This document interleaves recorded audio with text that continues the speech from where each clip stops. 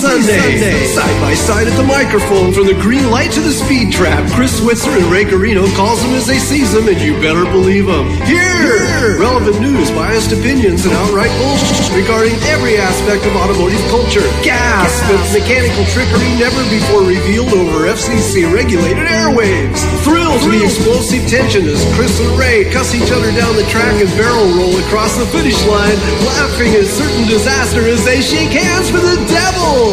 All that and much more this Sunday at high noon on the Motormouth Radio Hour. Call in and speak live with the Wizards of Speed and live feed, Chris Switzer and Ray Garino. Bring the whole family. Kids under 12 get in free. Every Sunday at noon on WHPC. Take the Long Island Expressway to the Meadowbrook Parkway and look for the sign saying no parking on the expressway and no express service on the parkway. Go right on Highway 24 to Garden City. $2 all-day parking includes pit pass. Sunday! All right, the countdown has ended. All you guys and gals, ghouls and girls and teens, queens, guys in blue jeans, and everybody who came here to see the doings at Motormouth Radio, you've tuned in to Long Island's only automotive talk show with your hosts, Ray Guarino and Chris Switzer. How are you today, Chris? Doing well, my brother. Everything is good. I'm just contemplating working in the cold once again today and wearing my 12-year-old skull cap. And it's not the skull cap that I is 12 years old. It's the skull cap that I had at the age of 12, and it still fits this round melon that I call my head. Smaller, I know. Yeah. Well, I'll tell you what. Yes. You twiddle that skull cap and ponder this, because for the next hour, you and I and the listeners have an extreme treat. We have with us the Duke of Dodge, the Count of Chrysler, the Master of Mopar Muscle, Mr. Steve Magnante. Steve, thanks for being with us today on Motormouth Radio. Stevie Maggs! Yeah, great to be back. Thanks, guys. I think my second, maybe my third appearance here, but happy to be with you guys and talk to any and all callers. And, glad to be here. Yes, thanks for coming on. You've been with us a number of times. I could go back to the files and dig it out and find out. But, yeah, you've graciously given us some of your time a number of times, and we appreciate that. The listeners appreciate that. Yes. And, geez, the biggest problem we have now is where do we start and where do we end? Because this hour is going to fly by. But let me just say first that if people want to see, keep up with us, what we do, follow us on social media, Motormouth Radio on the internet, on Facebook, on Twitter, and we're real_Motormouth Radio on Instagram.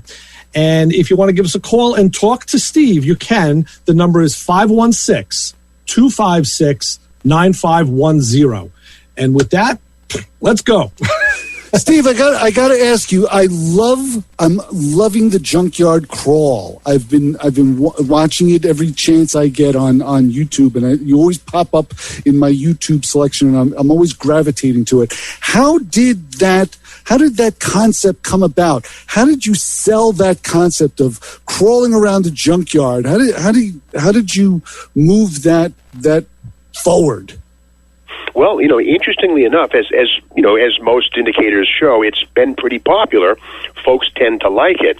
Ironically, it took 5 years to get that on the air. Wow. And, I will say this, not pointing any fingers, but, some folks who run TV networks aren't really automotive. I'll leave it like that.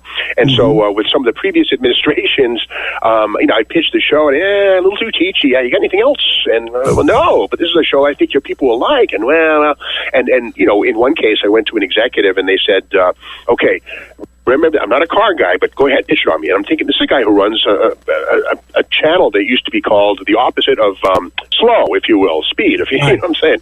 And I was blown away by the lack of, automotive knowledge on the part of the decision makers. That said, it takes a team. If you had just hot rodders running a business, sometimes it wouldn't grow like it could, because it takes an MBA and a whole team of people to make things happen. But anyway, decision makers weren't really hip to the idea that junkyards were cool places. They kind of saw them as junkyards. So anyway, beyond all that stuff, I created about a half-hour long pilot, and chunks of that can be seen still on YouTube. When you see something called the Steve Magnante's Junkyard Crawl, That is stuff that I self-funded. So with that said, I pitched those to MotorTrend /Roadkill/David Freiberger, who said, yeah, this is pretty good. Let's try it out. So they gave it a test on the MotorTrend On Demand app, and it was amazingly well received. And this is kind of a weird thing. There's a thing called watch through. And basically, that's a rating of the number of people, a measure of the number of people who begin watching something and follow it to the end. Well, we got a 47%, which I thought, well, where's the other 60 or 53 going? You know what I mean? But 27 to 14 is typical. So with that said, it was very, very popular. So that opened the eyes to the current administration running, MotorTrend, et cetera. And now they're running it on Friday nights, and it's been well received, which is great, And so we did 32 episodes, and crazy thing is, when COVID just started to hit, we were down at Stevens Performance in Anderson, Alabama, and one of the cameramen, great guy, Doug Potts, was saying, boy, this thing in China is looking serious.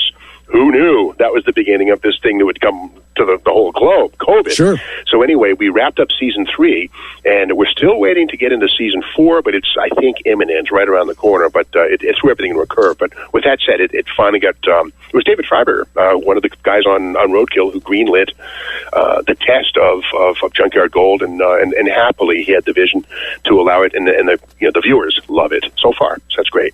Now, I'm telling you, it's great. It is, and unlike, because Steve is saying, who would think junkyards could be, interesting places? You just got to visit our houses, right? But the funny thing is, like this is like a museum of junk.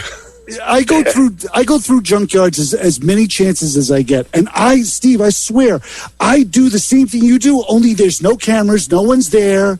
But I'm walking around going, look at this Imperial. This is a 67, 68. Like I do that out loud. I'm saying these things. And it's like I watch your show and I go, holy smokes, Steve does the same thing, only he's doing it professionally and the way you should do it. Right. But it hits home. It's so, I gravitate to it. It is so good. Just to watch it, live with it. It's great.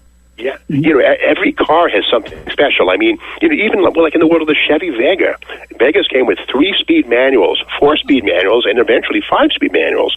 And there was even a semi-automatic transmission available. So I mean, like when you see a Vega, check it out. See which transmission it had.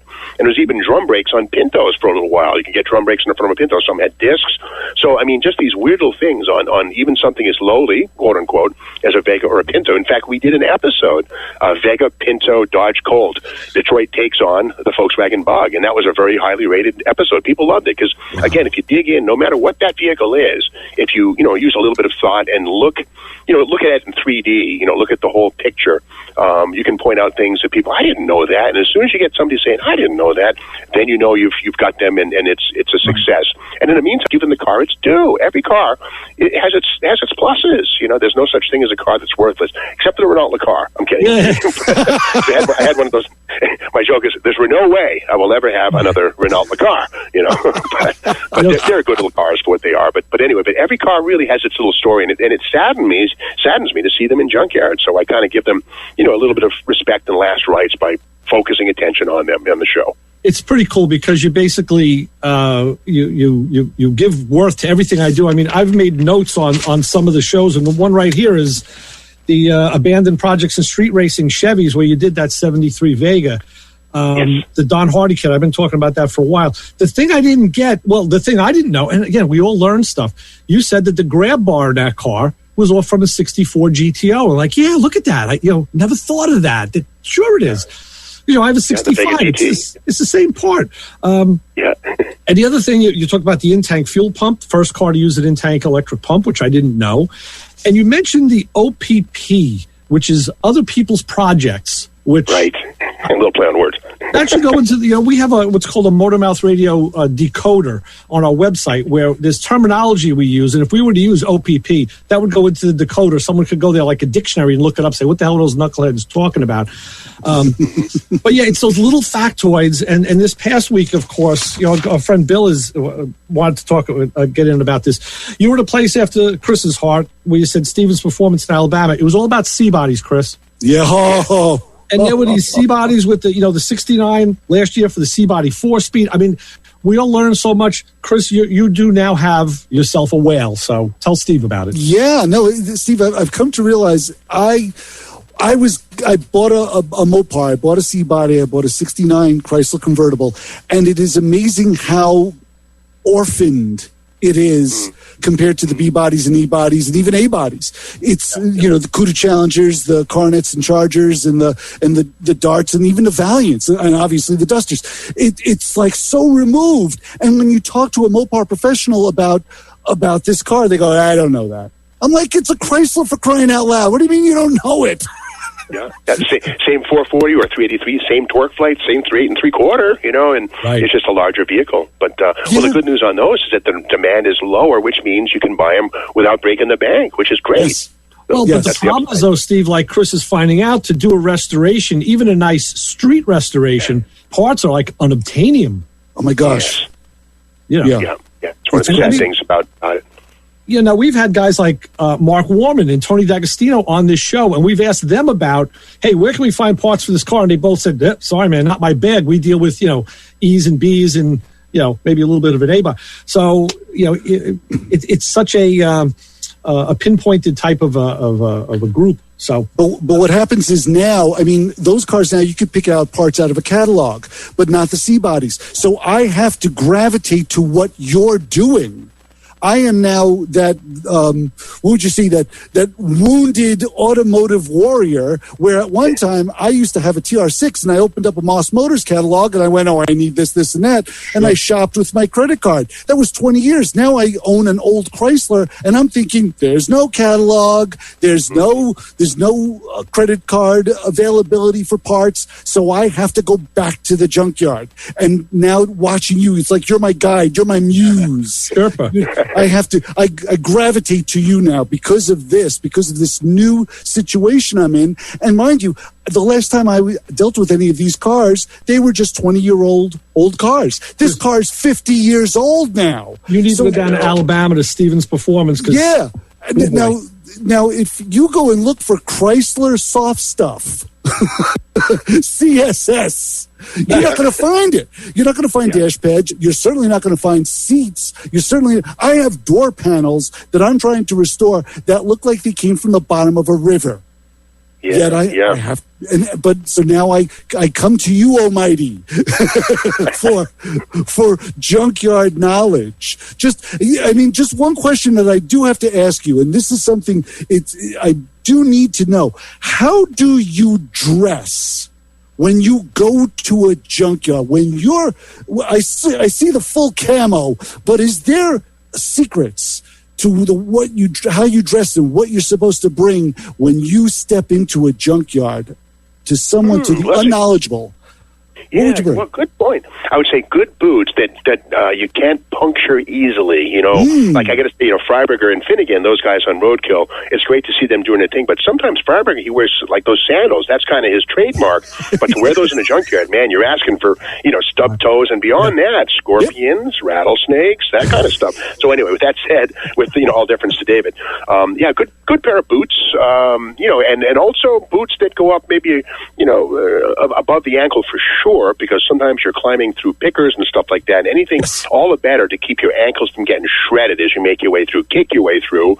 A stiff bush that has a whole bunch of pickers and stuff on it. And also, I would say, probably a jacket that is more like a nylon versus cotton or something like that. Because again, the pickers won't dig in as much. And in fact, at Stevens Performance, I got there, and I always get to these junkyards about 3 or 4 days before the production crew gets there, because that way I can zero in on my vehicles, make my notes, kind of write the episode without people standing around waiting for me to make my notes, So anyway, with that said, I got to Stevens, and that place was overgrown in the places I wanted to go. In fact, the E-body section, which I wanted to hit, was severely overgrown. So I says, okay, well, I guess we'll do what we can get at. So that was C-bodies and B-bodies. But even with that said, they had a guy come in with a chainsaw and clear it out. And I'm not to that point. The season, the time of year you go to the junkyard also plays a role in whether you're going to get poison ivy or not, or get beehives and that kind of stuff. So a great time to go is late summer, late fall, I should say, early winter. It's a great time to go. Of course, with snow not being on the ground. But, so just thick clothing. Thick clothing is a key thing. Yeah, because I remember being in a junkyard one time, and I was going past a Volkswagen microbus with the camper option, and the camper was up. So the cloth was kind of mangled, but I turn and I'm face to face with a hornet's nest. I mean, literally like 4 inches from my nose, and I do like the slow turn away. Like, let me try and get through this prickly bush. Get the heck out of here. Yeah, because it gets frightening. And to think about that, you have to wear almost like a bulletproof vest to get through the muck and mire. So, Steve, a couple episodes ago, you did one that was close to my heart. It was called Corner Carvers European Sports Cars, where you were talking about the MGs, but then you hit on my favorite, the one that's near and dear to my garage, which was the Fiat Spider, which nobody ever talks about. I was like, a Fiat Spider. Yeah, that was an interesting. Oh, go ahead. No, Fish. That was I actually found a couple inconsistencies. A couple corrections on that, but they were really minor. But that was a great episode. One that I thought was. And that's what I like about what you do. It was so seemingly uncharacteristic for what you typically do, but yet you went outside of what we know as that comfort zone. And I champion it. I think that's fantastic. And thank you for doing that, because no one else has ever gone there. Sure. Well, what happens with the shows, early on, the show was supposed to me going to the junkyard and just finding cool stuff freeform as it appeared. But the downside to that, believe it or not, came down to a thing called title and description. When networks have TV shows, they have to have sort of a roster of what they have, so people looking to watch the shows can say, I'll watch that one. So the title and description have to be brief and concise. And so the trouble was, making titles and descriptions, always with Steve finds cool stuff, was a problem. So MotorTrend said, Steve, you gotta have some connective tissues. What can you do? Yes. I said, how about a theme? Okay, go make it happen. So the theme is, I go to the boneyard and I find a variety of cars that fit some theme. So anyway, we went to that yard. That was in Texas, I believe. And the trouble with K&K, that's right, K&K. And the trouble with the place was that a lot of new and a lot of old were interspersed together, and there was no real theme. So in the end, I says, oh boy, what am I going to do? And they had a bunch of Buicks. Okay, there's Buicks. So we did one episode on Buicks there. And the other one, I says, well, what else? Oh, okay, here's 5 sports cars, believe it or not. And they were all quite different. The Jensen Healy was an amazing piece. The 914 was good. I said, okay, we'll do sports cars. Why not? So there it was. And we almost called the episode Euro Trash. We figured it would be angering some people. But that's what that was. Just basically going into the yard and saying, okay, what do we have to work with? And, European sports cars. So that was the genesis of that one. If I could just add to that, I know you mentioned the automatic transmission that the Fiat had, which was kind of oddball. I found out earlier in my Fiat career, because I've had a couple of those cars for many, many years. That's a Turbo 200 that was used in the Chevette along with that shifter.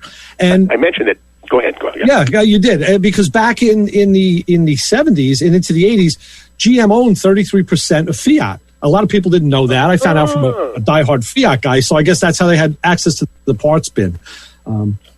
Interesting. Okay, I didn't know that. Yeah. Of course, now that it's crazy, this big bowl of soup and history that we have. Of course, Fiat Chrysler, right. And GM, and it's interesting, these incestuous relationships, as it were, that have come and gone through the years. And of course, I was talking to some buddies of mine. They were talking about their new Chevy pickup truck the other day, and this beautiful 10-speed transmission, which, as we know, was a collaboration between General Motors and Ford. Mm-hmm. That 10-speed, and both vehicles use it, and with probably a different bell housing or whatever, different programming. But it's interesting how Detroit holds hands behind the scenes. A whole lot of stuff happens. Volvo and GM and vehicles that are actually Volvo bones under a GM skin, and it's interesting. It's a worldwide market for sure. Absolutely. The one of my other favorite titles was Playing with Blocks. And you said, big blocks and small blocks. Yeah, big block Chevys. Right. Yeah, it was like, hey.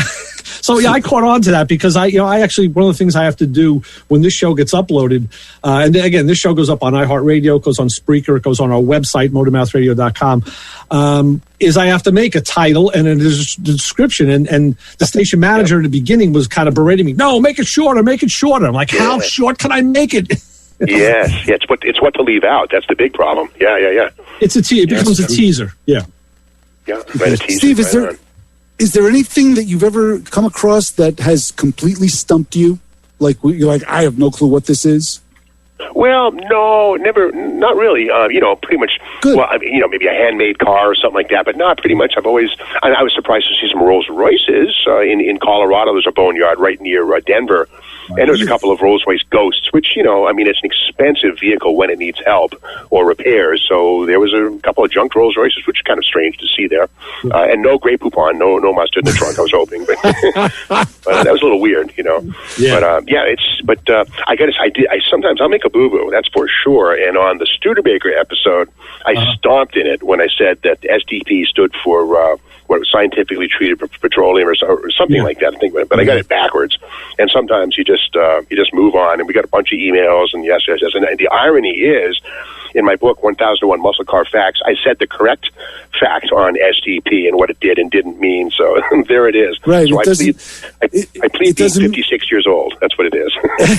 It doesn't mean stop those pistons? I thought it meant that. Yeah. Yeah. But yeah, sometimes you overflow and you forget what you know sometimes. But the trigger on that was this unusual little Studebaker, kind of a gasser car we found in a boneyard.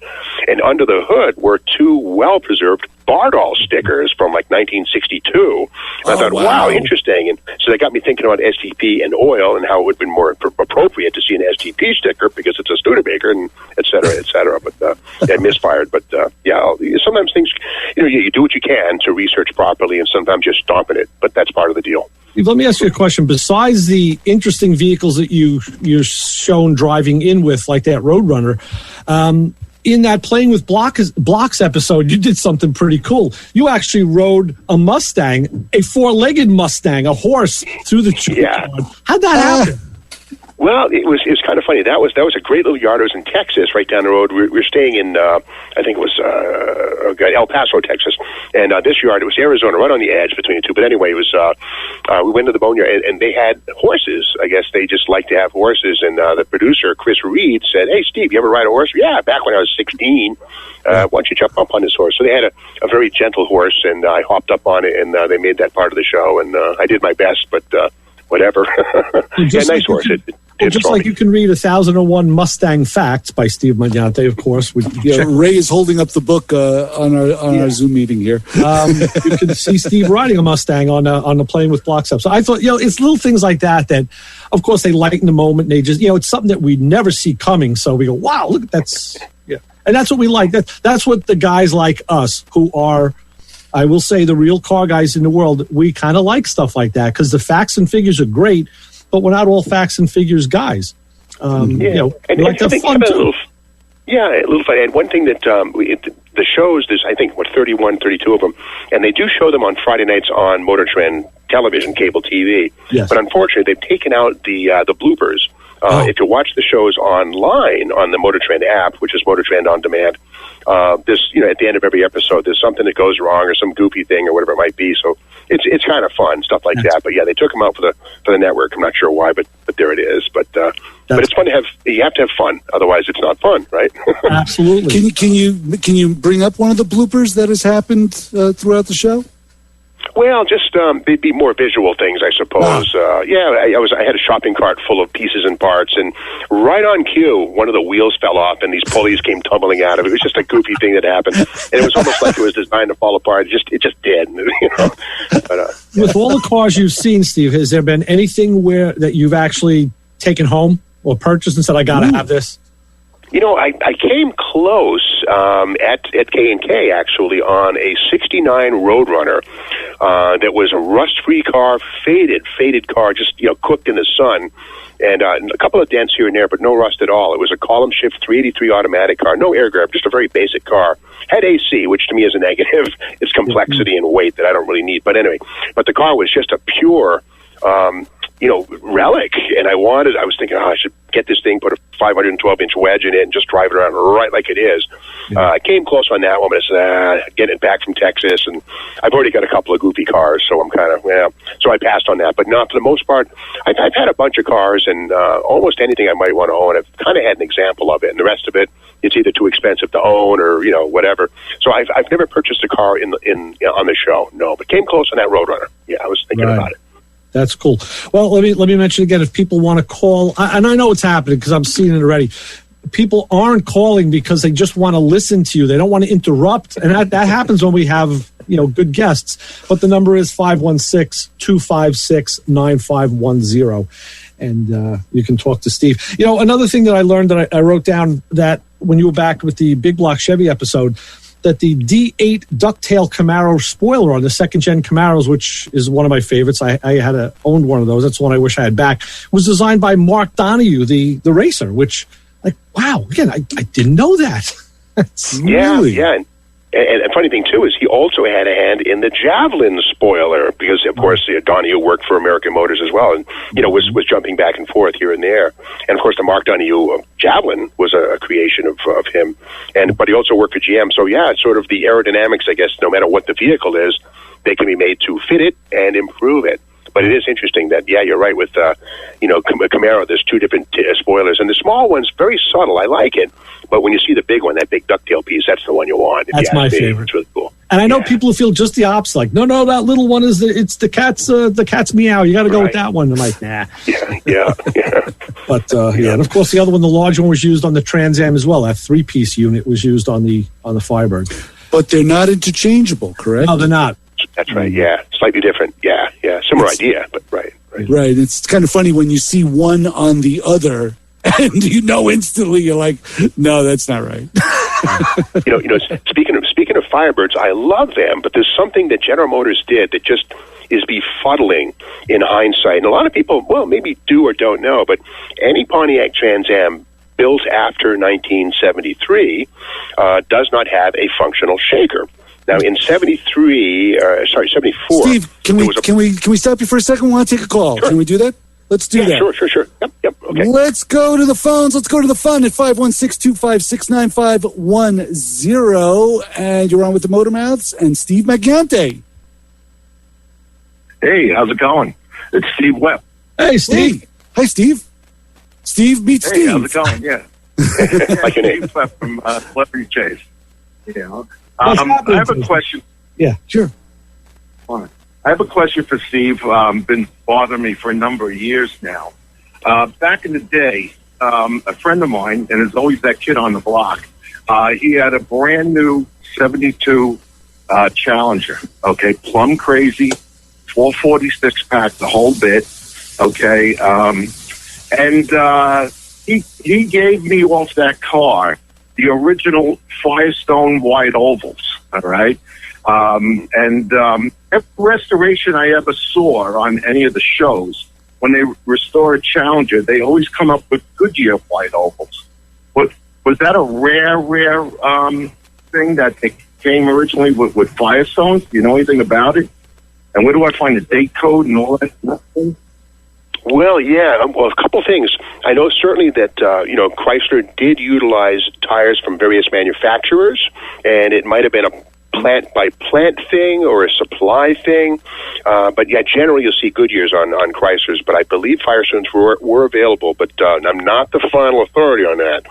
What I will say, though, is on older tires, vintage ones, I'm not sure what year, I think 74 or 75, the DOT marking cast into the tire won't be there on older, true, new old stock tires. So if you don't see DOT markings on those, that would, of course, work in their favor. And just one thing, you mentioned a 72 Challenger. I'm going to guess it was a 71, because as you know, in 72, the 440 was gone, the six-pack was gone. But there was probably a 70 or 71. Okay, that must be 71. Yeah. But the tire thing, not sure, but I certainly know that, Firestone or Goodyear at times would be interchangeably used on cars on the assembly line. Not sure why, but probably availability.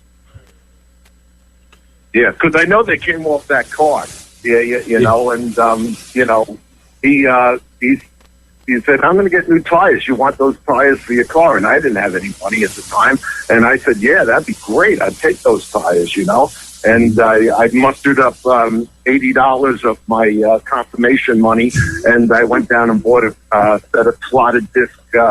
Chrome slotted disc wheels, and I mounted them on my 34, and they've been there ever since. They're in my garage. I was just going to ask you, Steve, knowing you, where do you have them now? Because you're as bad as the rest of us. They're right where I left. They're right where I left them 49 years ago. Amazing. You know, they're still on the 34. They're on the original slotted disc wheels, and they look great. They hold air, you know, so it's a pretty rare thing. That's amazing. Chris, let me just put this out there for you, Steve. If you and Chris ever go cruising in your respective cars, the 34 and in Chris's Newport, I'll be driving the flatbed behind you, but I can only bring one of you back at a time because you're both driving on outdated, old original tires. It's the truth. Blow out. That's for sure. Yeah, that's for sure. But they would be great for a restoration of some sort. Right. You know, some guys that want to be 100% correct. Right. Yeah, you know, they wouldn't be driving them. Right. Wouldn't put it on a highway. That question's been bothering me for years because I know they came off that 71 Challenger. I was there. You know, I was there. And every show I see that they restore a Challenger, it always has good years on. I said, I know they buy Get a polyglass. Are they red lines, these tires? Are these red lines? No, there's just the white oval, Firestone white oval. Yeah, the white oval used the white letter wide and the O for the oval. Yes. Mm-hmm. Squashed, yeah. Exactly. That's right. Yeah. Steve, thanks so much for the call. Yeah, right. You answered my question. Right. Thanks, Steve. Good talking to you. Always a pleasure. Bye-bye. 516-256-9510 is the phone number if you want to talk to Stevie Maggs, the man with rust that's rolling through his veins. I love that line. I read that recently. I was like, and that's it. The other rusty fellow I know, who I'm looking at right now, you know what I mean? I'm looking at one right now. We got to take the bottom of the hour break, play a couple spots. Chris, do we have an honor group of the hour today? Of course we do, Ray. As we do every week here at Motormouth Radio, we have the Motormouth Radio Honor Group of the Hour. And this week, it's people who miss their exit.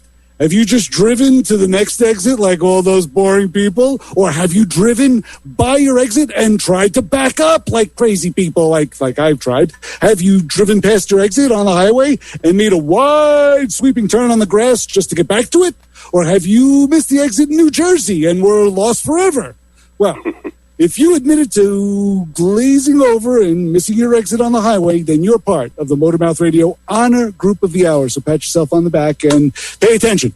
Excellent. And Steve, if you'll sit with us for a little bit, we just have a couple of minutes of promos and spots to play. We can take care of some business, pay some bills, and we'll be back with more Motormouth Radio with your host, Ray Guarino, Chris Switzer, and our guest, Steve Magnante, here on 90.3 WHPC. This show on 90.3 WHPC is brought to you by CarStar Celebrity Chase Collision, with 2 locations in Lynbrook and Oceanside, who remind you that New York State law says you always have the right to choose which shop you want to have your car fixed at. CarStar Celebrity Chase Collision offers a full range of services: 24-hour towing between Montauk and Manhattan, shuttle service, and they can help you with a rental car arrangement if needed. And yes, se habla español. More information is available by calling 516-593-0920 or visiting online at celebritychasecollision.com.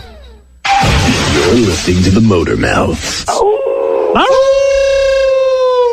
You know them. So nice talking to you guys. I miss you. You love them. I heard you talking about us, so I thought I'd call in. Motormouth! You want to serve dinner to them. How you doing, guys? Sorry to interrupt. How are you, Ray? Chris is the sharpest drill bit, right? This is the first time that I'm actually listening live and working on a car. Our trained staff of 2 will help. I'll call you back when I have the solution. Well, thanks a lot, guys. That definitely points me in the right direction. No, hold your breath. I hope you're sitting down. Motormouth! A tornado of urban legend and BS. No, I'm not going to wax my Johnson. I'm going to wax my Evinrude. As always, you are consummate professional. When I listen on my laptop, I got to keep that thing screaming. I don't mean to blow you up on the airwaves. Quite frankly, there are better things to do with your time. Oh, this is where I call wrong number by accident. I want you all to know, sometimes I don't even wear pants. I have no clue, and I can't hit it with a hammer to fix it. Yeah, I want to know what is wrong with my car. I got to give you guys a call and talk to you. Motormouth! I'm in the car now. They're going to talk about working on cars, but not going to work on yours. There is no answer, and it makes you think, and I like the things that make you think. What are you doing here? I'm on break. Okay, good. So are we. There are answers, sometimes correct ones, and we may have them. Motormouth Radio, 90.3 FM, WHPC. Motormouth. It's a call-studded program. We do have another caller on the line. Caller, identify yourself. Anthony. I called those guys with the cars one time. Oh, nice. The Motormouth guys. Oh, yeah. Those good old boys. There you are. Anthony, where are you calling from? I'm in Freeport. Yeah, this morning I miss it. My boss was, every time I turn it on, he turns it off. I say, whoa. Yo, you better, I mean, I give him a karate chop. That's right. Give him a karate chop. Give him a five. I love it. Later, dudes. It's a pleasure, bro. Take it easy. That was amazing. My favorite caller of all time. Maybe all time. I have heard him with the Motormouth guys. That's why I recognized him a little. Please stay tuned for Motormouth Radio on Sundays at 12 noon. Every Sunday, exclusively on WHPC. Join the Motormouths, Ray Gorino and Joe D. Features information, guest interviews, tech tips, and all your call-in questions on all topics relating to automobiles, and these guys know their stuff. In case you haven't heard this show, not only is it very informative, it is hilarious at times. A lot of call-ins and a lot of crazy people calling in with problems with their cars, and okay, Joe and Ray offering their expert opinion on these things and doing it in a somewhat comical fashion. All right. Thanks for holding your seats, holding on to your seats and staying with us. You've stick with Motormouth Radio, Ray Guarino, Chris Switzer. We have Steve Magnante with us today, and we also have on the line Chassis John from down in Florida. John, how are you? I'm doing well, guys. How's it going? Excellent. Yeah, doing well. Got a question for Steve? Just a couple of quick statements. Steve, we've met numerous times at Barret-Jackson and out in SEMA, and I'm just constantly amazed at your encyclopedic brain and the tidbits that you spit out on your various shows. And you got that little book where you're doing the Barret-Jackson, and it's great car guy stuff. And I've learned so many little tidbit facts through the years just watching you doing these broadcasts. I'm like, I never knew that. Oh my gosh, I never knew that. Yeah. It's just awesome stuff. Well, thank you. It is true that I'd be out of a job if cars could talk, but they can't. So my job, or our job, is to sort of zero in on stuff about the car that's not obvious, but interesting or intriguing, like a 3-speed manual in a GTO or something like that. So if we know that's going to hit the stage, I'll say to the guys with the chassis cam, hey, get the chassis cam on this thing. And of course, there was 2 manual transmissions, 2 3-speeds possible in GTOs. The heavy duty piece, which looked like a Ford top loader and came from Ford's TNC division, and the light duty M13, which was a General Motors Saginaw piece. So, in other words, everything is like an onion. There's so many layers you could peel back. So I peel back a couple, and rather than going for the obvious stuff, just dial it in a little bit tighter and share that info. And it seems to work. People like it. And again, if cars start talking, I'm out of work, but that's okay. I'll listen to them if they ever start. Well, the way cars talk to us, as a car guy, if you have your car ears open, you pick up on those little things, and they do kind of communicate. And you just have to be open to, it's kind of like the spirit world. You have to be open to having the communication, because some people go through life not knowing a damn thing. Your brakes could be literally falling. We were next to a car the other day. My wife said to me, with the windows closed, "What the hell's the matter with that guy's car?" I'm like, "Yeah, his brakes are basically, it's a lathe going on under there. There's metal." She goes, "It sounds like metal to metal." I'm like, yes, it is. Very true. Wow. Yes. So while I was listening, I heard you start talking about second-gen Firebirds and Trans Ams, and that's me. Here we go. But I'm the guy that takes a Firebird or a Trans Am and hacks it up and puts a narrow Ford rear in it. Maybe at one point I had a Ford top loader 4-speed, and I always use big block Chevrolets. So I'm one of those guys that says, make it how you want it, not the way it came. Yeah, well, as long as you own the car, you're free to do as you please with it, And for the most part, people do the right stuff with their vehicles.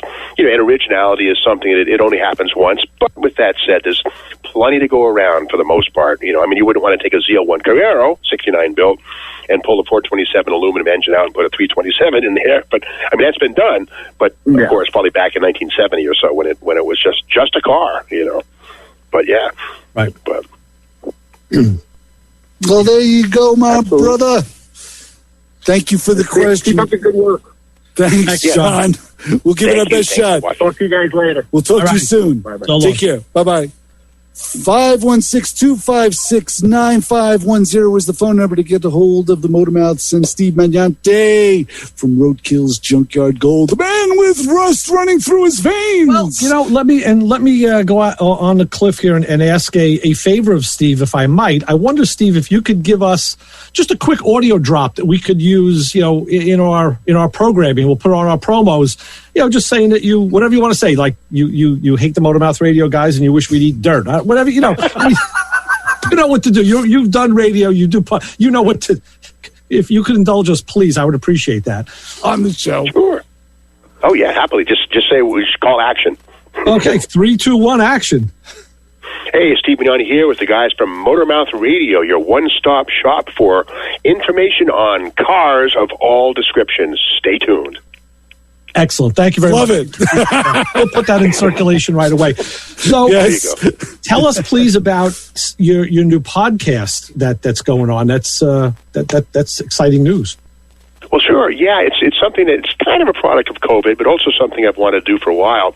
But it's called the Steve Magg's Muscle Car Show, and we started in I think October 19th, something like that. We get 20,000 subscribers already, and that's wonderful.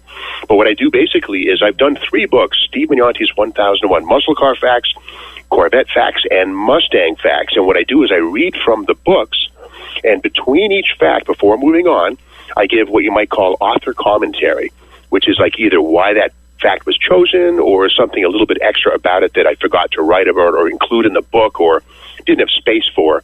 Mm-hmm. And it's been wonderful. But we have a side show that sort of comes out on Fridays called From the Vault. And basically, I've been a magazine writer since 1992, way back at Chrysler Power Magazine and Mopar Action and then Drag Racing Monthly, and then finally got to Hot Rod Magazine back in 1997 and stayed there for 7 years. But anyway, in the early days, I would take tape-recorded phone calls of people like Sox and Martin, Dick Landy, Bill Jenkins, and then interview them about something that became a story. Well, I recently discovered those tapes, and now I'm downloading them and putting them on the podcast. So we had one on Jimmy Addison. In fact, I called Jimmy Addison. Of course, he was the guy who built and owned and street raced the Silver Bullet, which was probably, the first and only factory-backed street race car back in 69 through 72. And there's Jimmy Addison telling me about the car, his memories with it and stuff. So that one you can find on the Steve Magg's Muscle Car Show. And one coming up soon is Lou Arrington, who was the guy who, with Jungle Jim Lieberman, built the Brutus Gto funny car back in 1965, 66 in San Jose, California. And Lou Arrington, I interviewed him in 1996 when he was, I think, 58 or so years old. He's telling me about how, I just work at Meineke Mufflers in Maryland now, and no more drag racing for me, but he was happy to talk about Brutus and his times with it. So a lot more of that to come on the Steve Magg's Muscle Car Show. But and that one's near to my heart because, of course, I've owned a 65 GTO since 1975. Finally got it in condition where it's painted, so now I'm afraid to use it. But again, Brutus has been a car that I knew about since I was a kid. Yeah. And said, wow, and I love the way you do the models, and people have been contacting me saying, hey, ask Steve about the models. What does he think about the current state? I mean, I saw some models in Tennessee when I was on vacation, muscle cars, a Chevelle, a GTO, and they were like sticker priced at $28, $30. I'm like, get the heck out of here. It's no. Right. What are your thoughts of, if you have a concurrent thought about models, what do you think? Sure. Well, like most of us, you guys included, probably, Hot Wheels cars when we were 8 or 9 led to 1/25th scale plastic model kits. We were maybe 10 or 11 or 12. And of course, back then in 1975, there were $2.25. And of course, in 1960, there were 98 cents. So, they go up. But it's true. The average price on a typical 1/25th scale plastic kit these days is anywhere from $20 to $35. Wow. But with that said, for inflation, it's not that hard to justify. But there is a whole. I was going to say, when you live in the past, though, like me, when you're a knuckle dragger who doesn't think that, who still listens to transistor radios, you think, hey, models are cheap. They're not. That's right. Well, I guess the same thing. The GTO used to be a $6,000 car back in 1985, right? And now it's $25 or $30 or $60,000. Things go up. But with that said, we've never had better access to model cars, and one of the great things that you guys probably know about Round 2. That's a company that kind of bought up the Johnny Lightning stuff way back when, and now they own MPC, AMT, Lindbergh, IMC, Hawk. And wow, they own them all. Re-released. Yeah, they've re-released it. They don't have Monogram or Revell. But with that said, they've re-released a lot of the old kits from the past, and stuff that used to be $200 at the swap meet or the model car show is now $30. Re-released. But beyond that, there's a company called Mobius. And what they're doing is they're doing models of like Don Nicholson's 65 overhead cam Comet, the Golden Commando's altered wheelbase Plymouth, and they're really, really good models. Back in the 60s, model cars had a plate chassis with the exhaust, the axles molded in, and a metal axle went through it. It was kind of like a toy. Well, nowadays, you get the suspension parts up front, spindles, coil springs, upper and lower control arms, drive shafts, and these models are tremendously, just amazingly detailed. Wow. So the golden days of the model car are kind of right now. We have the old ones available as reproductions, and the brand new stuff has never been better. So it's a good time to be a model builder. Shall we go to the phones? If you have a call. Yeah, I know we had something coming through. You still have it? Let's do it. Let's go to the phones. Let's go to the fun at 516-256-9510 and say hi. You're on with the Motor Mouths and Steve Magnante. Hey, how's it going, guys? I was actually going to... Steve actually answered a question for me. I had seen that article about that factory street race car. I think it was a Coronet, maybe? Or it was a Roadrunner. Yeah, Plymouth GTX silver car. Yeah, that's the silver bullet. Mm-hmm. And they bolt the quarter panels out to put a tire under it. That's right. Yeah. Yeah, they were filling Jimmy Addison. Car's still around. It is. It had 450 inches of Hemi in it or something like that. A real big motor. That's right. Yeah, the funny thing with that was, if you Google Jimmy Addison Silver Bullet, you'll see all kinds of information on it. But the car was a big deal. It ran 1060s back in 1969, 70, 71. And Jimmy Addison was a fellow garbage tire. Yeah. Well, we had set of drag slicks on it, but it was an amazing car. It was the car to beat in Detroit. And the beautiful thing is, a fellow named Harold Sullivan, a big collector in the Detroit area, he recognized the car. He bought it as a rolling Hulk and spent a lot of money to restore the thing back to the way it was. And it comes out like if you go to the Woodridge Dream Cruise in Royal, Pontiac, Michigan, or that area in Detroit, you'll see that car usually there at the Chrysler display, but it's been beautifully done. And the crazy thing is, Mr. Sullivan built a replica of the car, which is full boogie, like a 9-second drag car. So he didn't want to really beat up on the real Silver Bullet, so he built sort of a sister to it, a brother to it, that actually is a full-on drag car. So there's actually 2 of them now, but the real thing is still around. Nice. Wow. Yeah, and the Brutus car, wasn't that turned into a stock car and basically destroyed? Well, the funny thing is, I'm trying to kind of get to the bottom of that, and there's actually an issue of Carcraft magazine, I think March, but it was 1977, and in the back it says, identify this car and win a T-shirt, and sure enough, it shows a black and white picture of definitely the Brutus as a roller, and it says Bad Lemon on the side. Somebody painted Bad Lemon on the side, and it was probably a yellow car, but so 1977 was the last time that it was seen in one piece. Where it is now, anyone's guess. Supposedly somebody in England has it, but I've seen a picture. It's not the car. It's something different. So, I don't know. It's a tough thing, but a beautiful car. One of my favorite funny cars, the Brutus GTO. Yeah. Seeing how those cars get... where he hated it so bad that they pulled the parachute off and made a pass, and he didn't get arrested. Well, I don't know. I know certainly back in 1996 or so, there was a fellow named Mike Diddy, California guy. He's still around. He specializes in old photographs because he was like 10 years old, taking pictures in the pits. And he showed me some pictures of the Brutus Gto at Irwindale after he had just crashed. And it wasn't a big bad wreck, but the quarter panels were all pushed in. The front bumper was broken in half, fiberglass. And at that point in time, Lou Arrington had sold it to a guy named Don Williamson, who then let a guy named Jimmy Trillo drive the car, who then crashed it on the first try.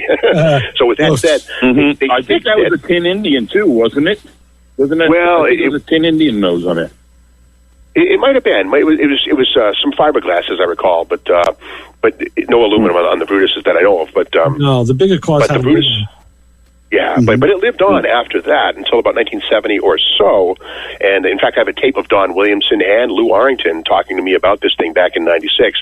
I did a story called "The Day Brutus Crashed" for Drag Racing Monthly back in 1996-7, I think it was. And they told me basically everything I just related here. But the Brutus lived on, and like I say, 1977 was the last time that it was publicly mentioned in CarCraft, and it was just a roller looking kind of sad. Huh. And Vic, I thought that all the old race cars that were chopped apart and 85% of the car was gone and just down to a shell, and then crashed and then raced again. I thought most of those just ended up in your backyard because I know I've seen a few. There was some old parts back here. You still are. Right. They're going back to nature. Gotcha. Vic, thanks so much for the call. All right. Be good, guys. Thanks, talk to you soon. Bye-bye. I love Vic gets in-depth. I love that. He gets in-depth. And I'm glad you said that, because the other thing in-depth that Steve does is he's talked about it and written articles about it, but now on Instagram he showed how he actually gets the car to sit in a wheelie position by using lead weights and all. He actually went through that whole process several times and showed people, he showed people his tricks, which I think is so great because it's, just like freedom of information. I applaud you for doing that, Steve. That was a great thing you did. Mm-hmm. Yeah. It's kind of funny, model cars, if you use the right tire, specifically the AMT, Goodyear Slick, solid, got the bottom flat, just a little square on it, and then you can actually put a little bit of lead in the tail of the car and balance the car so it looks like it's doing a wheelie, and it sits there hovering, defying gravity, but it's all about just putting a little bit of weight in the back. Right. That seems to work. That's great. We'll grab another call while we're at it. Yeah, if we have, sure. Oh, no, we missed it. I'm sorry. So, Steve, what do you have coming up? What's looking like, what's in the future for Stevie Maggs? What do you got going on? Well, as we know, Barret-Jackson was supposed to be going right about now, but they did a trial balloon, as it were, back in October in Scottsdale, and it satisfied the health department in Scottsdale. Everything was cool, but at the last minute they canceled. So anyway, the show that was supposed to go on right now in Scottsdale is going to happen March 22nd. Onward, so that's happening. So in the meantime, just building models, doing some writing for a variety of websites and stuff like that, and kind of just getting ready for 2021 to be a more normal year. And I'm going to guess that Barret-Jackson probably will have a full season of 4 shows, and I'll be at each one of them. Oh, great, fantastic! Are you going to bring back the infamous Ring camera, that small camera you used years ago? I love that. Oh, yeah. The Vindicator, Vindicator. Probably not. The funny thing with that was that we started off with a camera that I actually had to hold. The trouble was I couldn't see. There was no monitor. So I put it on what I thought was the middle of the VIN, and I had in my earpiece, okay, Steve, move to the left. Okay, oh, right there. Meanwhile, I'm trying to talk about what I'm showing. So that was really kind of it was a bucket of monkeys, as it were. It was just not really, and we tried a different camera after that, but it was, and also beyond that, it required 2 guys to run cable, and it was just kind of a cumbersome thing. So we probably won't see the Vindicator camera again, but get the chassis cam, which is almost as good. Yeah, right. Great job.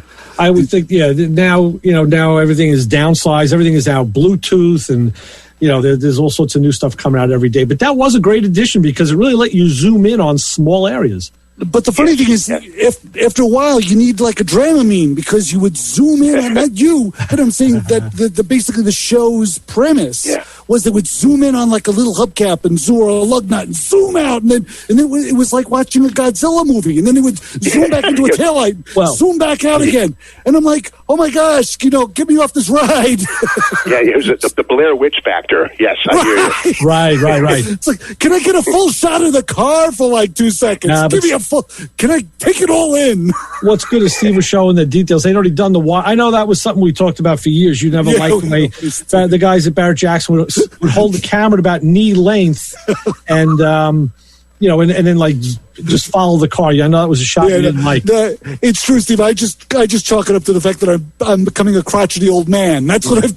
Chassis cam is fantastic, though. That shows a lot of sins and a lot of hard work as well. Mm-hmm. That's a good thing. It's fun to do.